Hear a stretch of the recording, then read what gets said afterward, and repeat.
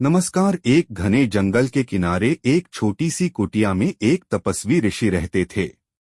उनका नाम था वाल्मीकि।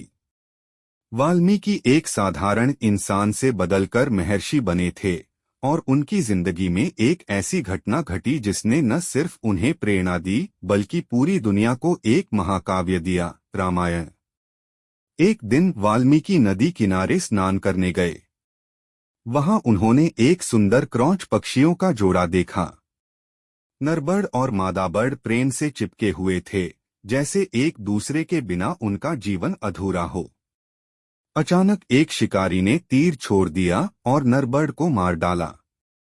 मादा बर्ड का विलाप सुनकर वाल्मीकि का दिल टूट गया। उनके मुंह से अनजाने में ही शब्द निकले, मां निषाद प्रतिष्ठा त्वंगमः शाश्वतीयः समाह यत् क्रौंच मिथुनादेकम अवधीयः काम मोहितम। यह था रामायण का पहला श्लोक, जो दुख से जन्मा और शिकारी को श्राप के रूप में लिखा गया। इस घटना के बाद ही रामायण का पहला श्लोक लिखा गया था। यह दुख भरी घटना वाल्मीकि को गहरी प्रेरणा दी। वहां से लौटते हुए उन्हें भगवान ब्रह्मा का दर्शन हुआ।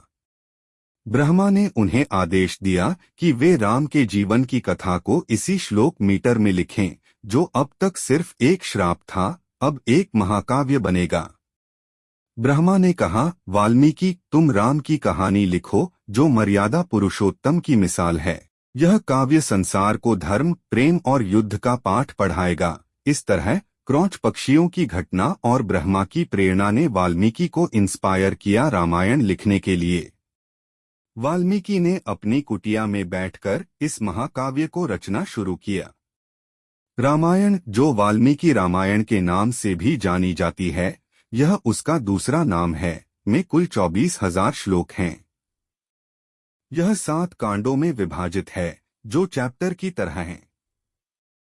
पहला कांड है बाल कांड, जिसमें राम के बचपन की कहानी है, उनके जन्म से लेकर सीता से विवाह तक। दूसरा अयोध्या कांड, जहां अयोध्या के राज्य की बातें, राम के वनवास का निर्णय और भरत का त्याग। तीसरा अरण्य कांड, वन में राम, सीता और लक्ष्मण के एडवेंचर्स, सीता हरण तक। चौथा किष्किंधा कांड, वानर राज्य किष्किंधा में हनुमान और सुग्रीव से मिलन। पांचवा सुंदर कांड, हनुमान की लंका यात्रा और सीता की खोज। छठा युद्ध कांड, लंका में महायुद्ध, रावण वध। और अंतिम उत्तरकांड, राम के राज्य अभिषेक से लेकर उनके अंत तक की कहानी। यह 7 कांड कुल 500 सर्गों में विभाजित हैं, जो छोटे अध्यायों की तरह हैं। हर सर्ग में श्लोकों के माध्यम से कहानी आगे बढ़ती है, जैसे एक नदी का प्रवाह।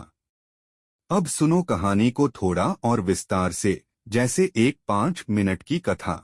वाल्मीकि कुटिया में बैठते हैं। उनकी आंखों में वह क्रौंच पक्षियों का दृश्य घूम रहा है। ब्रह्मा का आदेश उनके कानों में गूंजता है। वो लिखते हैं बाल कांड, जहां राजा दशरथ के घर में राम का जन्म होता है, 4 भाइयों का प्रेम। फिर अयोध्या कांड में राम का वनवास, एक त्याग की मिसाल। अरण्य में सीता का हरण, जहां रावण अपने अहंकार में गलती करता है। किष्किंधा में मित्रता की कहानी, सुग्रीव और राम का बंधन। सुंदर कांड में हनुमान की बहादुरी, समुद्र पार कर लंका पहुंचना। युद्ध में अधर्म पर धर्म की जीत। और उत्तर में राम राज्य का स्वर्णिम युग पर सीता का त्याग भी, जो समाज के नियमों को दर्शाता है। जैसे जैसे वाल्मीकि लिखते गए, उनकी कलम से निकलती कहानी संसार को बदल रही थी। रामायण सिर्फ एक कथा नहीं, धर्म का ग्रंथ बनी। आज भी लोग इसे पढ़ते हैं और याद करते हैं उस पहले श्लोक को, जो दुख से जन्मा था। वाल्मीकि ने यह सब लिखकर दिखा दिया कि प्रेरणा किसी भी रूप में आ सकती है, एक पक्षी के विलाप से लेकर देवता के आदेश तक। यह कहानी खत्म होती है, पर रामायण की अमरत्व जारी रहेगी। अगर आपको ये वीडियो अच्छा लगा तो एक लाइक और सब्सक्राइब कर देना। आपने कमेंट किया, इसके लिए शुक्रिया।